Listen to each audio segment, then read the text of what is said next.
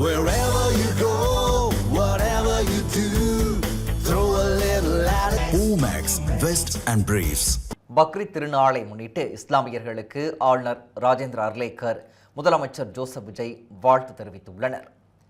ஆளுநர் ராஜேந்திர அர்லேக்கர் வெளியிட்டுள்ள வாழ்த்துச் செய்தியில், புனிதமான தியாக திருநாளில் இஸ்லாமியர்களின் வாழ்க்கை வளமுடன் இருக்கட்டும் என தெரிவித்துள்ளார். புனித திருநாள் தியாகம், கருணை மற்றும் அசைக்க முடியாத நம்பிக்கை ஆகிய நிலையான மதிப்புகளை நமக்கு நினைவூட்டுகிறது எனவும் கூறியுள்ளார்.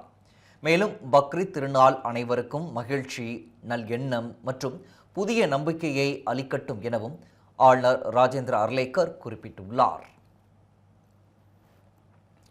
முதலமைச்சர் ஜோசப் விஜய் வெளியிட்டுள்ள அறிக்கையில், இறை நம்பிக்கை, தியாகம், கருணை, பகிர்வு, மனித நேயம் ஆகிய உயரிய விழுமியங்களை மனித குலத்திற்கு உணர்த்தும் புனித பெருநாளாக பக்ரீத் திகழ்கிறது என குறிப்பிட்டுள்ளார்.